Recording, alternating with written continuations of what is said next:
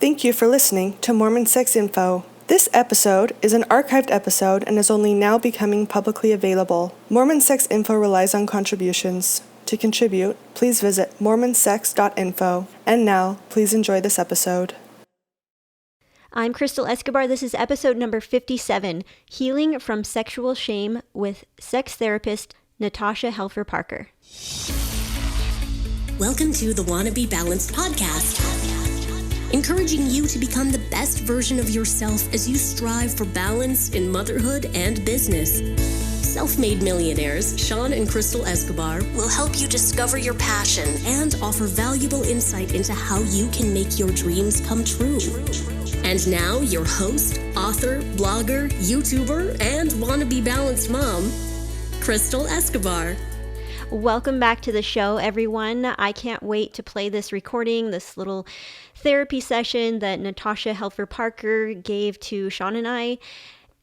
After she had listened to our last week's podcast episode, she reached out to us and said, hey, I would love to help you guys in your process of healing from sexual shame. And we had many other questions that we asked her also about our, this new realization around sexuality in our marriage and post-Mormonism and all these things that we have been working through. So we did have a really long conversation with her, and half of which I might post, but I'm not sure. It's really personal stuff that we talked about as far as our marriage goes and all that. So I would love to share it. I think I'm just a little hesitant because I don't know 100% who my audience is. If there are still Mormons listening to my podcast, which I don't know. I have no way of knowing, really. I just don't know if it might be a little TMI. So that's the only hesitation I have with sharing the other part of our conversation that we had, but I may share it. I will for sure share it in our Mormon Enlightenment Facebook group. So if you are not in that group and you want to know more about our conversation around around sexuality and our marriage, then go ahead and join our Facebook group. And I think I'll be posting the video or audio of that portion of our conversation in that group because it feels a little more private and safe in there. So anyway, Natasha listened to our last week's episode when Sean and I were kind of just candidly discussing my experiences that I had around sex abuse, and kind of it was kind of Sean was talking me through it, and it was just very real and raw. And Natasha listened to it, and she's like, hey, I would love to give you guys some pointers and help you guys on your way towards healing from your sexual shame. I'm going to play that conversation, but before I do that, I just want to give you a little background on Natasha. So I first learned of Natasha just about a month and a half ago when I came upon a couple of her episodes that she had done on Mormon Transitions podcast with John and Margie Dillon. And it was just incredibly eye-opening. And when I came upon these episodes, it was just exactly when I needed it. And I was so ready for all this information, and it all made sense to me, and I learned so much. So I am so honored that she actually reached out to me to offer us some help and counseling around some of the things that we're working through. I'm just incredibly grateful for her time and for her knowledge, her expertise. She is a licensed marriage and family therapist and certified sex therapist with 20 years experience counseling individuals, couples, and families. Her areas of expertise includes working within the intersections of faith, life transitions, and sexuality. She has a podcast called Mormon Sex Info. If you'd like to join her coaching program, you can always go to natashaparker.org and learn a little bit more about her and all the different services that she offers, which is a lot. She is incredible, and she's helped us so much. So let me go ahead and play the recording of our conversation with Natasha Helfer Parker. Let's talk about, so you listened to our episode where I was sharing with Sean some of the things about my past and the sexual abuse, and I want to hear your input and your thoughts on what you picked up on that we could you could possibly help us through this even more. Yeah, I did. So somebody linked it to me and said, hey, you should listen to this. And what do you think about how they're talking about this issue? And so I did. I listened to it. And so I just want to be very honest. Like, I'm coming at this just from a sense of dialogue. I don't want to be a big, like expert therapist type voice. You are a big expert therapist. So we are all open. Well, I just don't want to come across as like I'm the one that you need to listen to, right? I'm a big proponent that people need to listen to themselves. So, but I just want to share some thoughts and some ideas and some things that I thought were really common in what I hear so many people thinking. And I just wondered too, as other women heard you or other men who've been through sexual trauma, what kinds of things they were thinking as they heard your story. So I was thinking about all of that. And probably the two main things that I thought were interesting, because I've heard of you before, and I've even listened to the two of you before. And I think and I know Sean's been kind of through his own kind of coming out process with sexual trauma here recently. And I find you both very intelligent, well-rounded people. And yet some of the things that were coming out of your mouth, right, were like, what the? Yeah. We could use help. I know that. What the heck is she saying? And I say that with all the love and respect.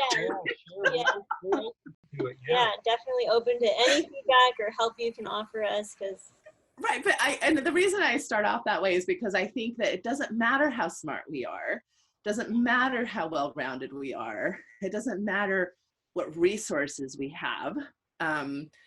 I'm a sexual assault survivor. I'm usually very open about that because I want people to know kind of my bias. And there's both pros and cons to that bias. So don't just think that's a good thing necessarily, because I may be projecting some of my own stuff, right? But I think that we all, I thought those things. I thought those same things that I was like, what the heck is she thinking? I've thought, right? And I've had to work through. So this is where I thought it was just really interesting. And the two messages I heard from you repeatedly were you were battling some sense of responsibility in a space, of non-consent. And you were battling with a sense of that this meant the story that you're telling somehow about yourself is that you are less strong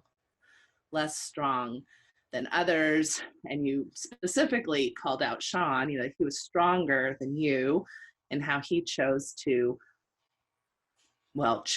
is already a word I'm gonna just stop with. I don't think there's a lot of choice in how we respond. So one of the things I first want to talk about is the fight, flight, freeze response, which is very, very typical. And we typically, those of us who took Psych 101 back in high school 30 years ago, we only talked about fight and flight. Fight, flight response. Yeah, I've never heard the freeze. Right, so either fight, right, you fight off your attacker, or you run away from your attacker. But either way, you've done something with your attacker that feels like it's movement centered. But the number one response that sexual trauma survivors report is the freeze response. And this is just as instinctual and just as important, because remember, these are survival tactics. Your brain goes into survival mode, does not go into intellectual mode. In fact, we lose IQ points when we go into these modes. Because back when we were evolving, I don't think our brains cared very much about whether or not we were talking well. They cared about run away from the saber-toothed tiger, right? or fight the saber-toothed tiger. We did not evolve very well as far as conversations with other people. we were evolving against wild animals.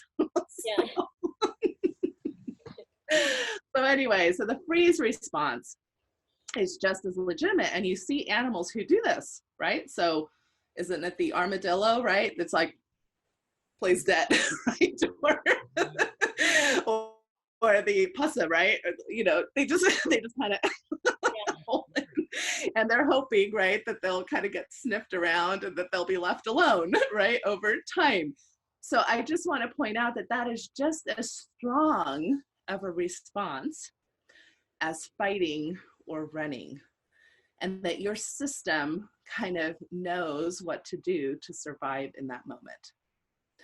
So for sexual assault survivors, afterwards, when their blood comes back to their brain and they think through those scenarios, a very classic self-shaming technique is, how come I didn't do A, B, C, D, or F, right?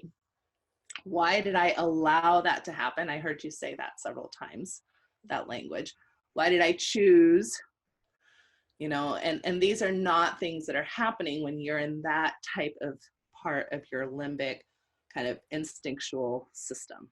And in fact, we know that people who freeze during sexual assault tend to survive at much higher rates than people who fight or flight. So, people who fight can get killed, and I know in Sean's story, he ran into the bathroom. Well, that could have elicited a violent type of response. It didn't, thank goodness, in his case. But it could have, whenever people fight or try to get away, sometimes that elicits a different type of response. The freeze response is usually one, especially when you realize you don't have a lot of power, when you're overcome by strength, when you're overcome by age, when you're overcome, so when you think about child abuse, for example, what's a child? Is a child really supposed to fight or fly? Where are they going to go? They don't have resources, right? And so they go into this kind of just shut down, live through the event. It happens. And then add insult to injury, our bodies, who are also wiser than we think, our bodies will oftentimes have an arousal response. So again, like I said, your vagina and your penis, well, in an earlier section, maybe I should bring that up now because that was totally different. In an earlier section, I talked about how your vaginas and your penises don't always know the context of what your brain is thinking, right? So if a vulva or a clitoris or a penis is getting stroked, it may respond to that regardless of whether or not your brain is thinking that consent is involved.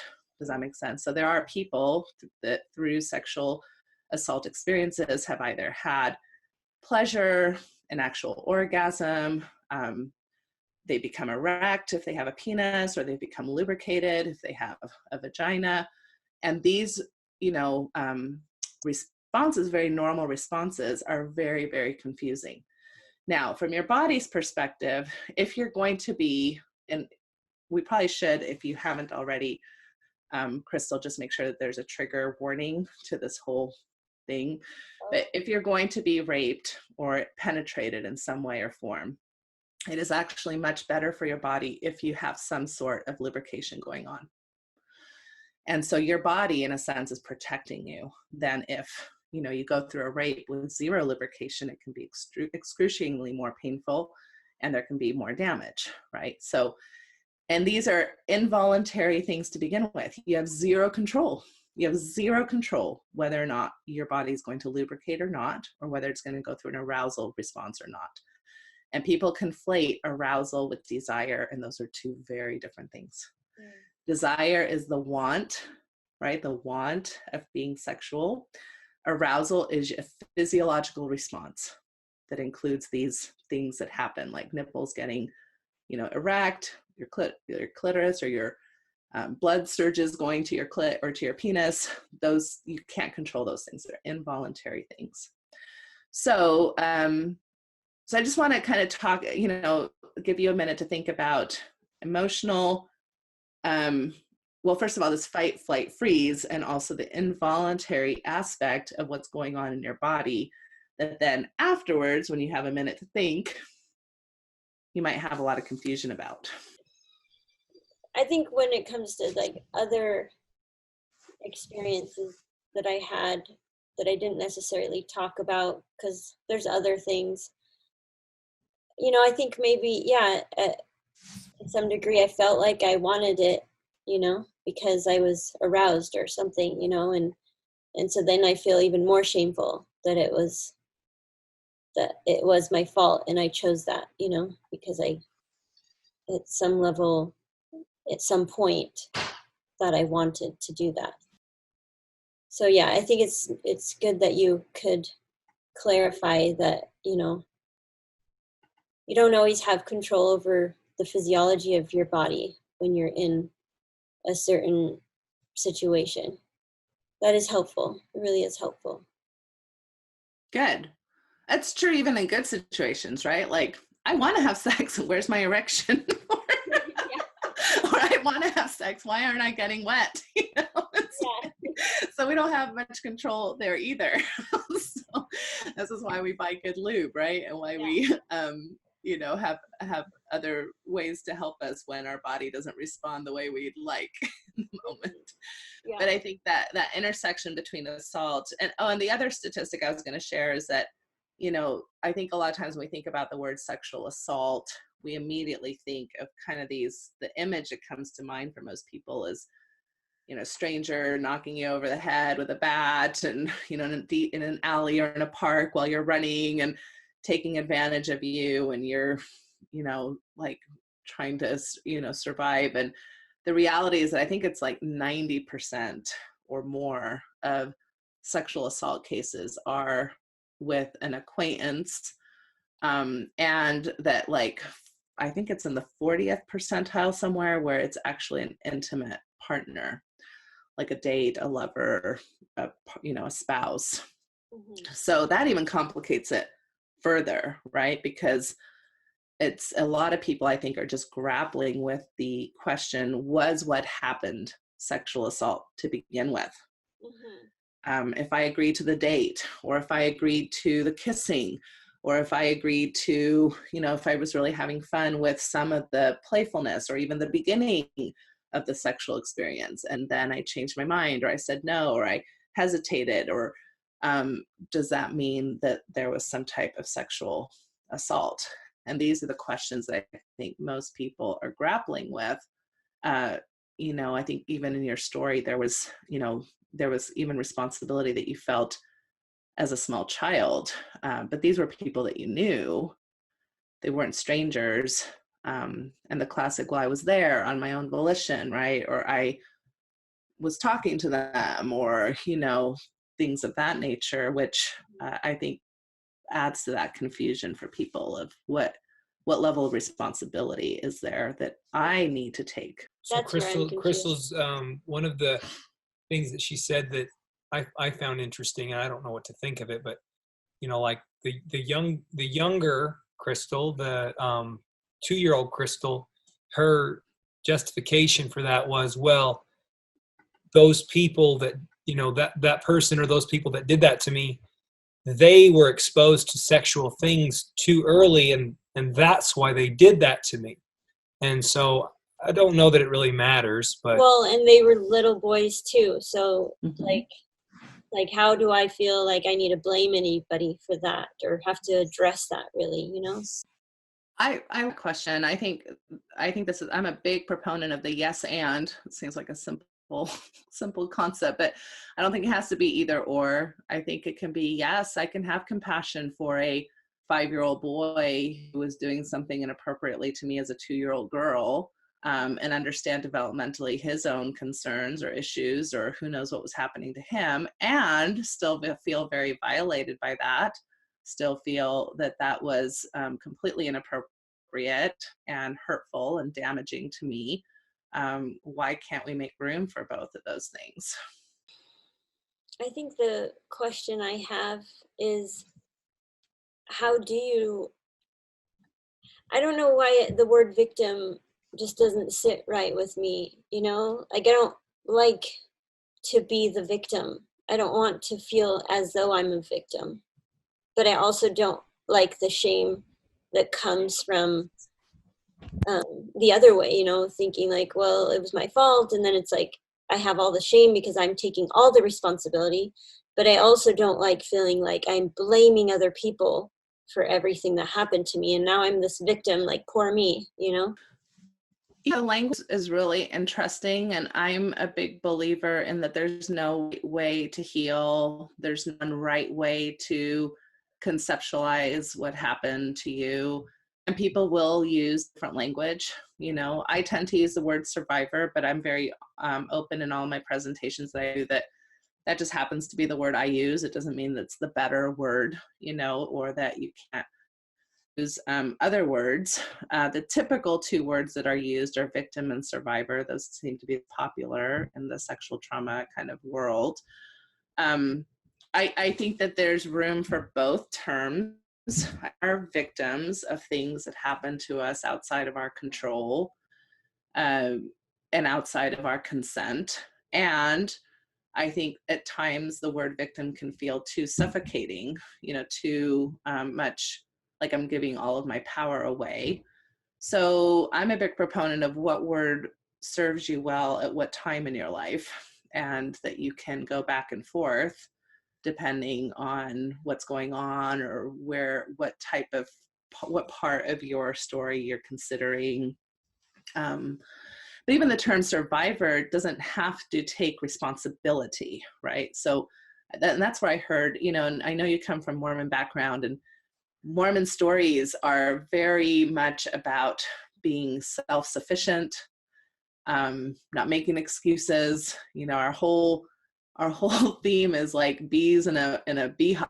Right? So hard workers live out there in their own way and not rely on other people. And there's a lot of benefit to that story. That's a really empowering story in a lot of ways. And yet at times, like most things, you know, there's a strength and there's a weakness to any story. And oftentimes I think people who come from these types of cultures, and it's not just Mormonism, there's something about the American story that's very much about, you know, pick up by your bootstraps and keep on going, and there's no room for crying and whining. You know, get your act together and move forward, right? This is kind of a cowboy type of mentality that doesn't make room for just the space of woundedness, and that we can be wounded, and that there isn't necessarily control over that. And that's scary, to accept that there isn't control over something. Most of us like control. So the whole concept of responsibility, I felt like was interesting. And one thing I just want to, you know, I was just doing a webinar the week before your podcast on healing from sexual trauma. So I'm just going to go through some of these thoughts here really fast. First, is that on your podcast? This is, so I run a program called Sex Talk with Natasha. And so I've been creating webinars, and I just did one called 5 Tips to Dealing with Sexual Trauma. Okay. And it will be, you know, I did it live, and then it usually takes 2 weeks to go up. So I'm not sure it's up just yet, but it will be up. On your podcast called... I wanted to share something. Yeah. So Crystal, this was interesting because Crystal was saying I was getting a lot of sympathy about my story. And then Crystal was having these things firing off, like, why is everybody offering Sean, who's like a strong person, and they're offering Sean sympathy, and they feel so bad for him. And yet, you know, I've had things happen to me that were far worse. And then I also thought it was interesting how you say you don't like the word victim, or it doesn't sit well with you, but then in that one case with that one experience when you were about 18 or 19, and I said you were kind of a willing victim. I said the word willing victim, and she resented that like no other, and she was insistent that I am a victim. And yet, you know, I hear her say that she doesn't want to be a victim. So I'm confused too. Yeah, that's what I'm saying is I am confused with how do I, because it doesn't feel good to take all the blame, but it also doesn't feel good to blame others for my actions, you know? So, and I just feel like maybe she'd have to know exactly what you're talking about to even understand, you know, how this works. Yeah. Well, I don't want to have you share anything you're not comfortable sharing with necessarily publicly. And yet I just find it funny with language, how, you know, it's like I can call my sibling an asshole, but you better not call him an asshole. So, That's true. Yeah. we can get very protective, just like, well, I don't want to be a victim, and then you're calling me a willing victim. Watch out, buddy. Like, here I come. It felt really harsh. Like he just was discounting the whole story, like blaming it all on me just felt really harsh, even though I know that I had some level of responsibility in that, but I didn't mean to blame. To me, the word willing victim means that they're still a victim. It's just that they kind of went along with it, but they are a victim nonetheless. So I guess there's just some confusion around. Yeah, I guess it just made me feel like it was 100% my fault, and just because I went along with it. But it is a long story, and I'm not afraid to share, but it's kind of a long story. So for the sake of time, basically I just felt like I was tricked to some degree, but I still continued to meet up with this guy, this 35-year-old guy, and I was 19, and in the end I just felt really violated and angry, but I also felt like that was totally my fault because I continued to meet up with him, and I believed him and I trusted him, so I don't know, it just felt like when he said willing, it just made me feel like that guy has no heart in it, and he's this older man who's telling me these things and tricking me in the sense. And yeah, so I just felt like that was harsh for him to say that, but he didn't mean it the way I took it, Well, and I'm glad that if that's how you took it, that you did have a reaction to it, because that tells me that there is a part of you that's saying, no, it's not right for me to take responsibility for this, or at least to take, a whole lot of the responsibility. Yeah. Obviously, most of us would look back at our youth, 18, 19, 20, and there's probably, even outside of the sexual realm, probably things that we think, oh my gosh, that was stupid, or I put myself in unnecessary risk, or what was I thinking? And some of the developmental aspects of being those ages is risk taking and not being, being a little bit more impulse oriented rather than thought oriented. Those things can all exist and still have been very much in a position where you were manipulated or tricked by somebody who wasn't in that developmental space with you and should have known better, right? And so by 35, you're in a different developmental space than you are at 19. And why age is a concern when it comes to what we call sexual coercion, right? So sexual coercion is where you use any type of power differential to kind of get your way, so that can be age, that can be money, that can be a certain position like a boss or a teacher who has certain, kind of leeway on your grade or your position in a company. So there's plenty of people that worry about this kind of relationship between how much of it was their fault versus my fault. I think that's a very normal, natural thing to go to. At the same time, I would encourage people to lean towards understanding that sexual coercion is a real thing. And that, and this is where you can also blame the entire system a little bit, because it's not like, as a woman, I'm guessing, especially a woman who grew up in a conservative religion, got a lot of messages about what consent should feel like or should look like. So we're given lots of messages as women about being gatekeepers, about being, that most of our sexual decisions are not coming from a place of, does that sound fun to you? Does that sound like something you want to do, Crystal? Right?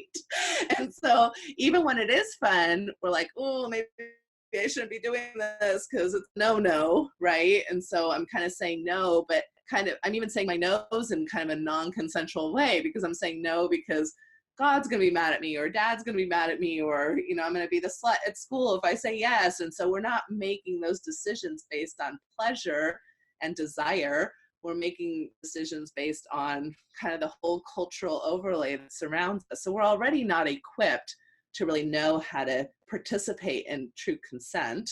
And then on top of it, when you're faced with something uncomfortable and overpowering, it can be very easy to return to that overpowering kind of dynamic because he's older and maybe there were aspects of that relationship that felt okay, like maybe he gave you attention or maybe, you know, he found you beautiful, or I don't know if that was the case or not. Even if those things aren't there, even if it's nothing positive, people will often return to an abuser per se because of that power dynamic.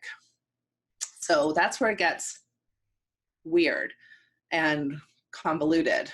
But the main thing that I heard you say, it felt to me like you were leaning towards personal responsibility versus systemic or abuser responsibility. And I think that's damaging to you. And then you were leaning towards seeing that as not being strong. Whereas I think whatever you did to survive and become who you are today was very strong, given all this crap that we could spend weeks talking about, all the messaging and all the problems and all the issues that take part in these kinds of things that you now feel like you had a choice on. And I'm like, oh, I don't know. Yeah, the words that she used around that wasn't weakness. It was actually, I was stupid, I think is what you repeatedly told me. Mm-hmm. And I don't think that about her. I don't think that, but that's how she feels about herself. That she was stupid and how could she not see that coming, kind of thing. Mm-hmm. And you're nodding your head in agreement. Yeah, like because, or like I led him on, or, you know, it was the beforehand actions on my part that led to that ultimately because of the way I talked or the way I acted around this person, you know? And that's a huge narrative, right? In our culture is that women are the seducers and therefore it's the whole responsibility is on us to manage whether or not something sexual is going to happen and what we wore or how we acted or etc. So that's another kind of very victim blaming narrative. Mm-hmm. You know, it's not like, I mean, there are relationships where 35-year-old people have, you know, married 20-year-old people and it's gone okay, you know, so I don't want to be a black and white either, but typically in those relationships, there is a lot of discussion about the age dynamic. There is, you know, a lot of concern from the older person. There's a lot of room that's given. There's not a feeling of being tricked or manipulated. It's more, you know, going slowly and making sure that, you know, the 19 or 20 or 21-year-old in that situation feels some level of empowerment or consent and is enthusiastic about it, not just, you know, kind of going along with it because they're worried or scared or things of that nature. So again, you know, when I think about, so let's look at this. Because consent is not present when there's any alcohol or drug use involved to the point of, you know, incapacitation. So that's a given. Mm-hmm. There's not consent when you fear the consequences of not consenting. This is an issue even in marital sex. How many people, women in particular, in the duty kind of narrative, give out because they're worried that if they don't, they're going to get the silent treatment or they're going to be punished, quote unquote. I mean, we're talking about consent being an issue that we're not talking about. This is not just about I'm forcing myself upon you in a physically violent way. This is about really understanding where the other person's coming from. And are they really excited and wanting and desiring this? And, you know, I think that in general, the narrative has been for men to, as long as there's like a somewhat okay, it's okay. And for women to be like, duty sex is okay. And if I feel like, you know, I need to take care of his feelings, it's okay. It's not really consent. So, you know, I think that we're all subject to the systemic failure of teaching us what consent is to begin with. Yeah. If you felt threatened or intimidated, if you felt coerced, so this is where There's a misuse of authority, which I think age is a big one. Manipulation, tricking, bribing, even something as small as, oh, come on, honey, you got me to the point where, I've got blue balls. What am I supposed to do with that? That's a form of coercion.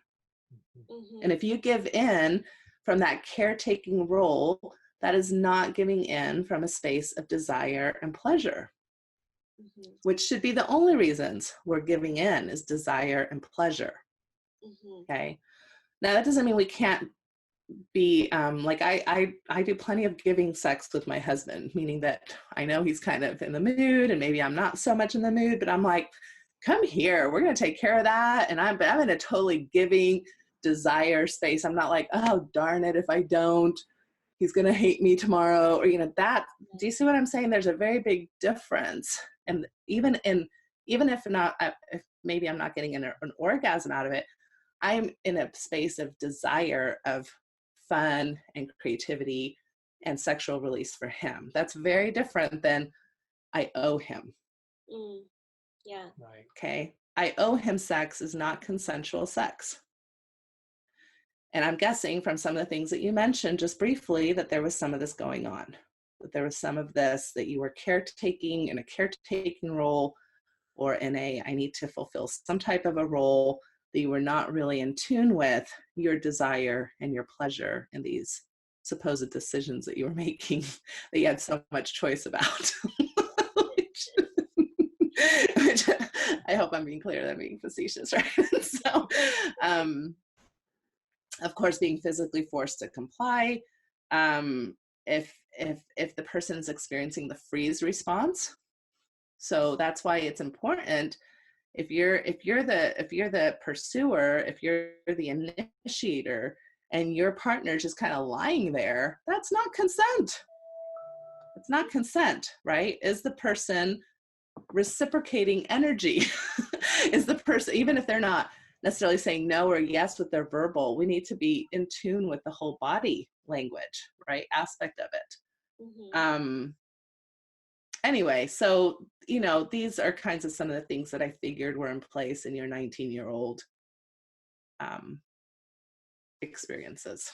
Yeah. Major, yeah.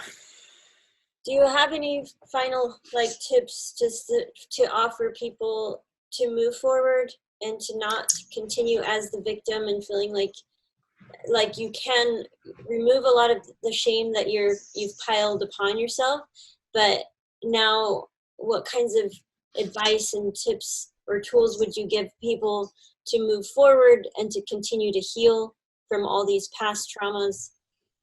Yeah, I'll share a few thoughts. And again, this is just a few thoughts, not meant to be comprehensive by any means, but I do think taking a strength-based approach is important. Why I spent so much time talking about the freeze response. Freezing doesn't mean that you weren't strong. Really believing that we're wired for survival, believing that we're wired to be resilient beings, that we as human beings can survive really difficult things and can thrive in spite of that. So I think the stories we tell are oftentimes self-fulfilling. You've heard about self-fulfilling prophecies, right? So you tell a kid he's stupid enough, long enough, doesn't matter what IQ he has, he's going to think he's stupid and act in that way. So are we telling ourselves stories of resilience, of hope, of optimism, strength-based stories? So I think that is important. And sometimes you need professional help to be able to do that. A lot of times we can't do that for ourselves. I think in the realm of sexual trauma, if not in any other realm, is probably one of the realms where I would most highly recommend having a third party involved, because it's not fair to have to put that all on yourself, to do it all alone.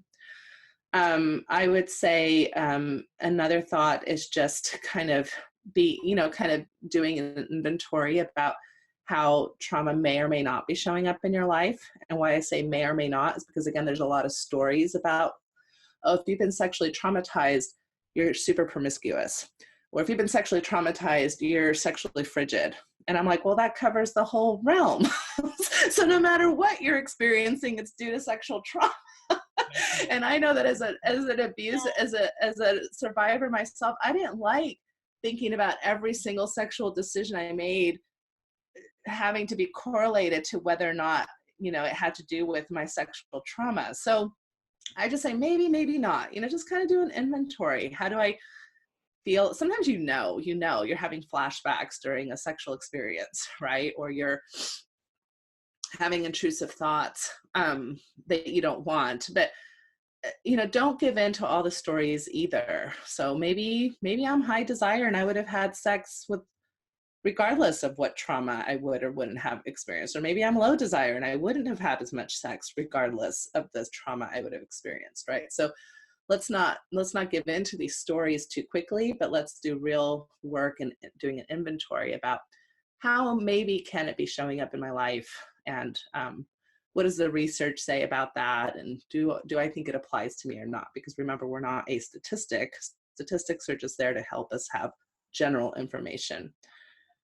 I think it's important to decide what it's going to mean to heal.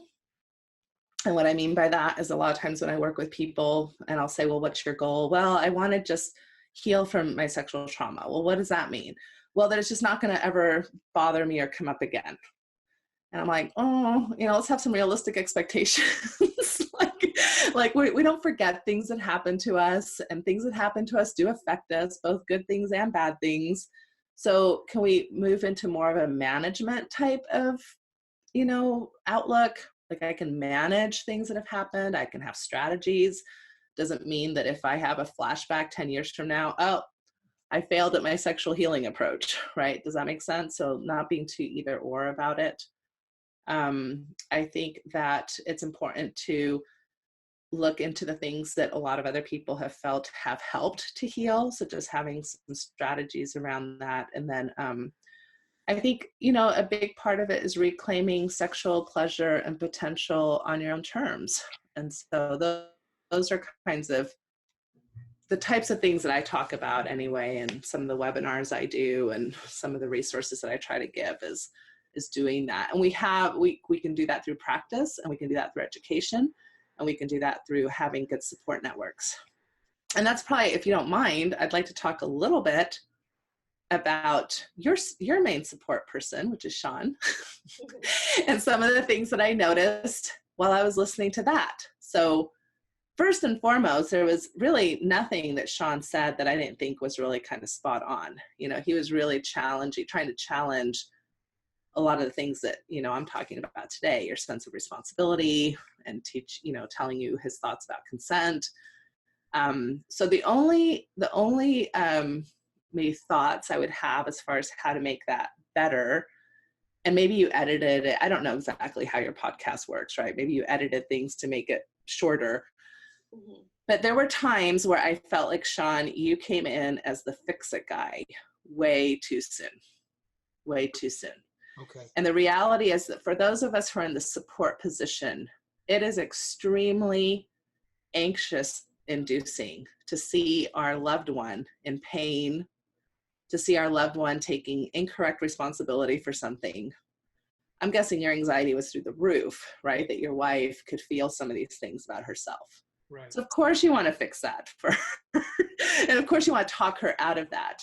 Right. And yet we know, even though I've been doing a lot of talking, that we can't really talk people out of their emotional kind of space. Right. And so how do you just, ask more questions, sit still and allow things to happen, and then little by little offer a little nugget, here and there. Now, again, I know the podcast wasn't necessarily a space to do all that, but because you're trying to get a lot of information in quickly, but that would have just been some thoughts that I would have for those who are in the support position. Is make sure you have your own support network. It's not, a lot of times people don't share their trauma experiences because they're worried that their loved one is going to worry now about them. So make sure as support people, we have our own people to go and talk to, and not now make the trauma person, the person who survived the trauma, have to take care of us. This is the number one reason why young women don't tell their fathers about sexual trauma. Because I don't want my dad to watch my dad's falling apart over what happened to me. Right. So, young women are taking care of their dads. So let's make sure that we can handle when somebody is sharing stuff and get our own help outside of that primary person. So it's called ring theory, right? Go outside of the ring for your own help. And just, yeah, ask questions, use a lot for me's instead of like, this is the way it is. It's like, well, for me, when you say this, it makes me think of this. And instead of like, no, that's wrong. That's not the right way to think, things like that. So just a few thoughts, that I could feel your love and your concern and you're wanting to come in there and save the day for her. And yet she's, a grown ass woman and she's going to have to do this work for herself, right, too. And so, but you are in a primary, wonderful position to be a huge part of what I call the healing team, right? If you have a spouse who believes you, who's got your back, who you enjoy being sexual with, who you can work on your sexuality with, huge asset to the team. Got it. Yeah. Those are just a few thoughts for you. Yeah. Very great. Very great information. And yeah, I appreciate you sharing those thoughts and offering us help. And yeah, we're just open to learning and growing, and we're just grateful for any kind of feedback. And yeah, so we really appreciate you taking the time to coach us through this. Yeah. Well, thanks for being willing to talk. I just reached out to you and I was glad to see you respond back. As I was listening to it, I was just like, oh, I wish I could say this or that or this. And especially since you're talking to an audience, I think a lot of us are in this space where we're willing to learn, and I think it's great that you're offering that. And the fact that you're able, both of you, that you're able to share a story on sexual trauma is very, very healing for people to hear that. Now, at the same time, I will say, you don't have to share your story to do well in the world. I think sometimes even what you were experiencing, Crystal, was like, Sean's doing this and he's advocating and he's talking, and maybe I'm not doing some of that. Does that mean I'm doing it wrong? Or you really got to know what works for you. For some people, telling their story is part of the healing process. Yeah. For some people, telling their story publicly would actually damage their healing process, right? So that's where it really differs, and everybody has to go on their own journey and know themselves and not feel that pressure like, oh, I'm less than because I'm not an advocate, or I'm less than because I'm not out there raising money for childhood sexual awareness, right? Or everybody's got to find their own spot. I like to say this is not trauma competition. We all have our own way. Yeah, that's a good point. Can you tell us like all the different things that you offer, like online in your podcast and your webinars? Like, tell people listening how they can access your teachings and your coaching and all that. Okay, well, thanks. Sure. So my main website is natashaparker.org, and I do a lot of things, so they're all on there somewhere. Probably the main things that would be helpful to this topic, I'm the producer of this kind of subscription type resource that I'm trying to get launched, which is Sex Talk with Natasha, and you can find that at sextalkwithnatasha.com.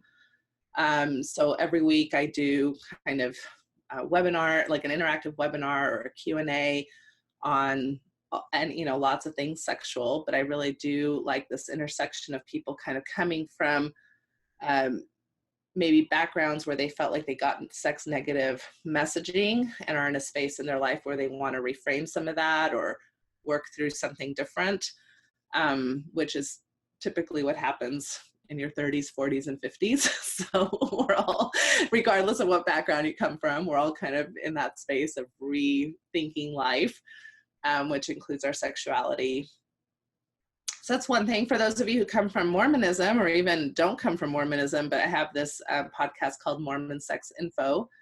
And that's one where I mainly interview professionals around the United States, books and different sex, and they give kind of a perspective on some aspect of sexuality. I do have some personal stories on there as well, but it's mainly professionals. So that's very useful. And even though it's called Mormon Sex Info, it really is useful for any audience, just really good information. So those are probably the two things that I'm. That one, Mormon Sex Info, that was also a podcast?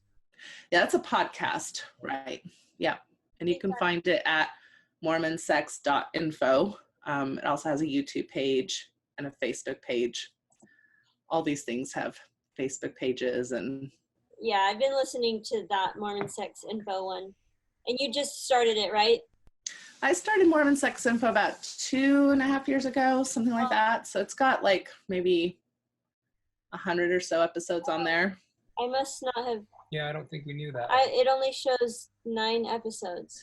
Well, that's probably because you're on the iTunes aspect of it. And so iTunes is, we're releasing all of it little by little, all the archived ones on iTunes. Okay. If you want the up-to-date content, it's kind of like a subscription type thing. So, Okay, I see. yeah. We just thank you for doing what you do, and especially coming on my podcast and offering us some more advice and ways of healing and understanding around sexuality and sexual abuse and all that. So we just really appreciate what you do and how much it has impacted our lives. So thank you again. Well, thank you, Crystal, for having me on. It was a pleasure. So thank you so much. You guys take care, and I wish you the very best on all this new adventure that this holds for you as far as opening up new territories in your life. So it's an exciting time for you, I think. Thanks for listening to the Wannabe Balanced podcast. Get access to free resources available at wannabebalanced.com. If you love the show, then leave a review or share it with a friend. Until next week.